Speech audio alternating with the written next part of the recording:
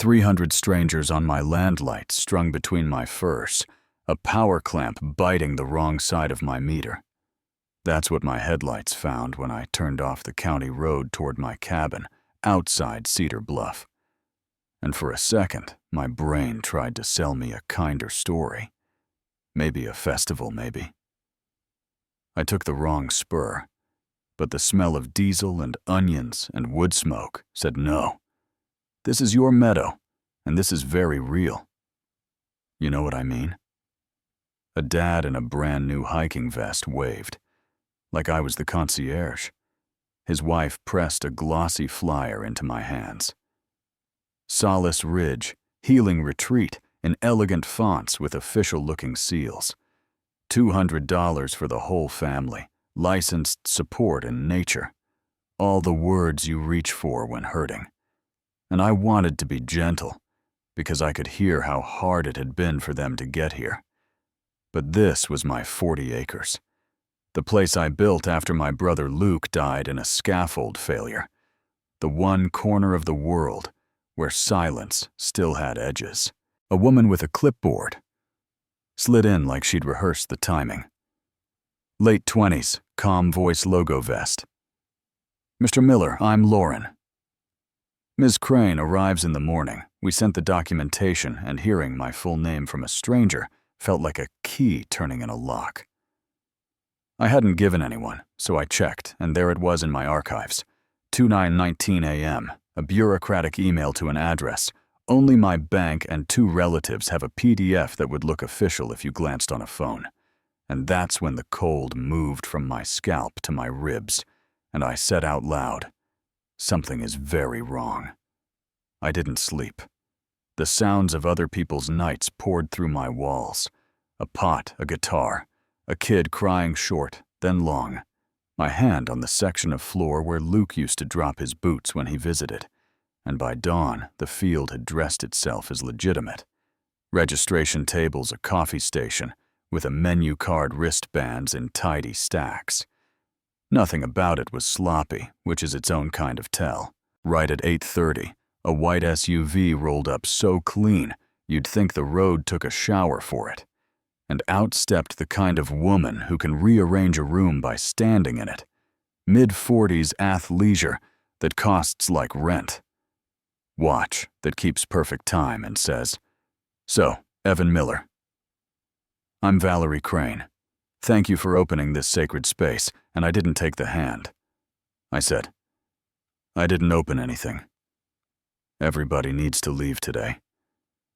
And she gave me the therapist voice like she was easing a door that sticks. Grief can make us rigid. My son died in a worksite fall the same month. Your brother Luke passed it, helps to share ground. And the way she used Luke's name without asking flipped a breaker in me. But she turned to the crowd and projected compassion so loud they could hang coats on it, which told me this wasn't chaos. This was choreography. My neighbor Ben Torres, retired Army good eyes, the only spare key I trust, called right then, "Don't hang up your lady in charge," is tucked off the logging road. With a telephoto and a low antenna. This is surveillance, so we cut through the pines and glassed down. And there she was in the driver's seat notebook, open to columns of times that looked a lot like my mornings. Parcel maps with my odd wedge boundary circled in tape, a roof device that didn't come from a dealership.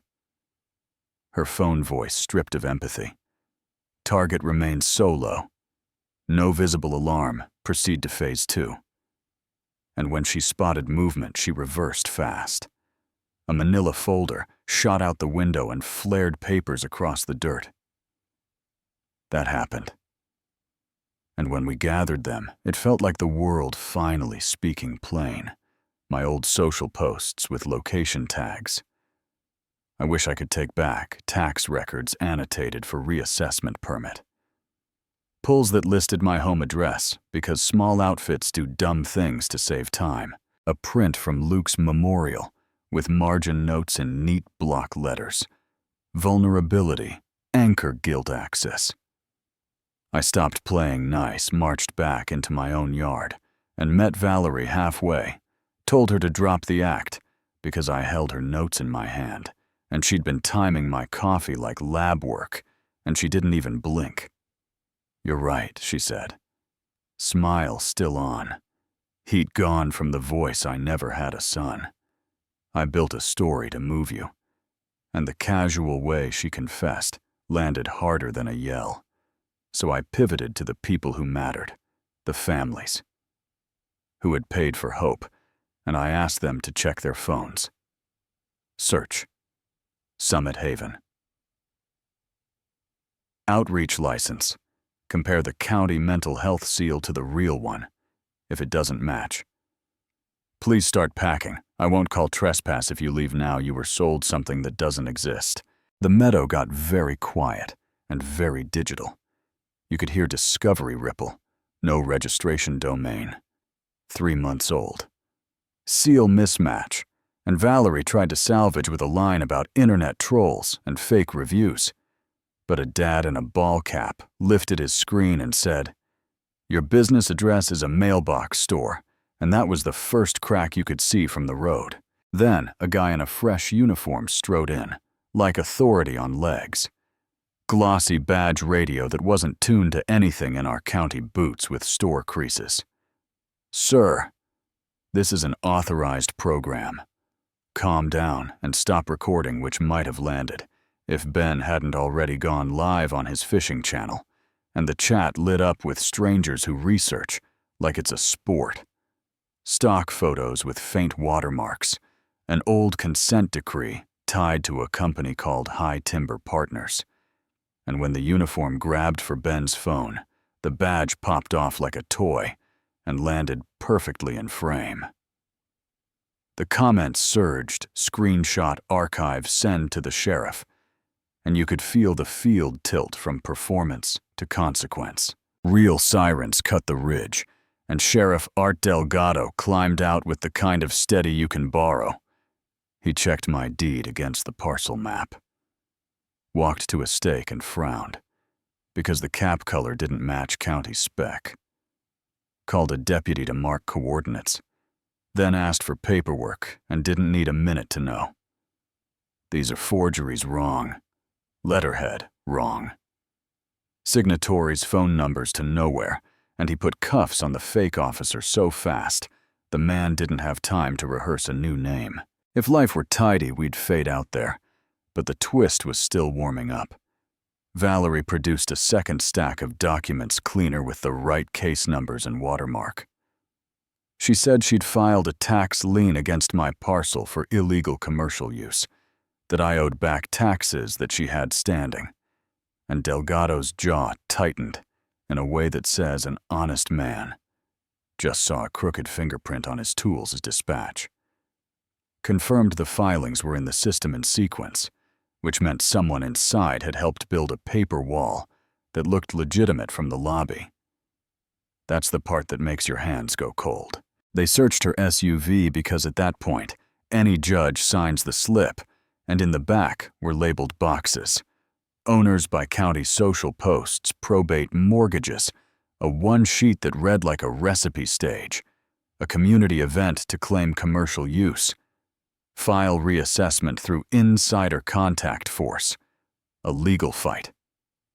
The owner can't afford, take the land at a tax sale when penalties stack up. And when you read that in a calm voice, it almost doesn't sound like a crime, which is how these people sleep. They borrow tone from the people we trust. The families felt it. Like heat, parents yanked stakes, rolled tents, took photos of flyers and faces, and the plastic badge in the dust called banks and payment apps.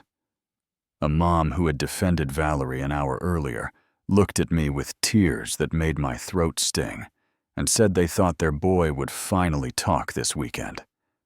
I told her she wasn't the bad guy, that they were used as cover to steal a home, and she nodded. Like agreement was the only thing keeping her upright. Detectives arrived.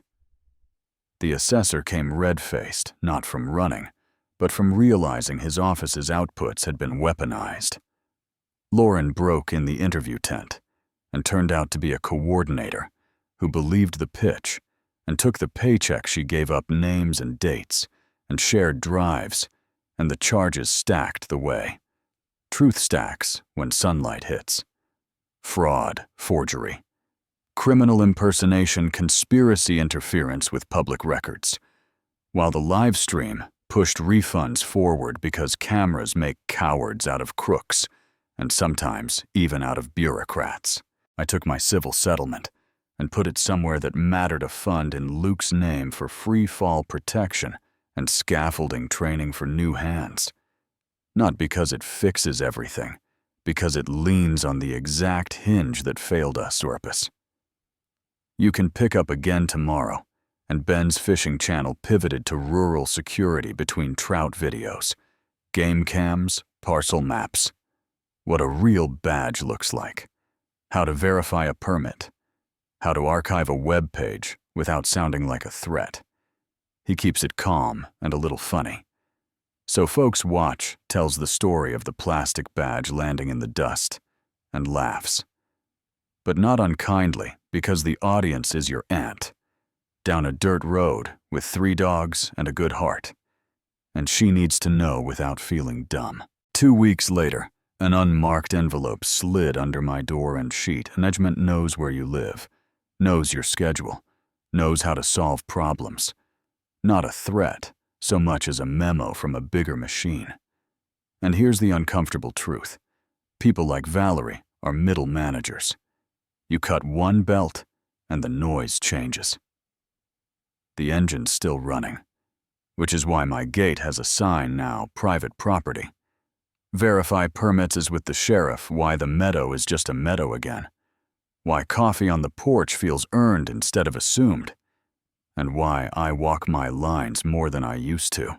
So was I right to blow it up in front of 300 people to call the crowd into it, and let a live stream do what a courtroom might do 6 months too late?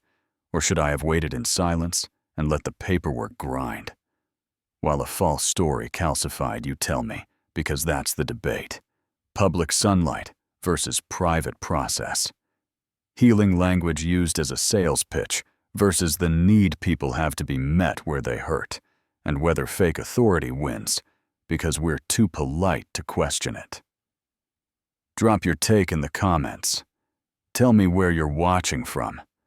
And if you've seen a scam dressed in compassion, share it so someone else sees it coming. If this helped, hit like so it reaches the next person alone at the end of a dirt road, and subscribe if you want more real stories about standing your ground when it counts.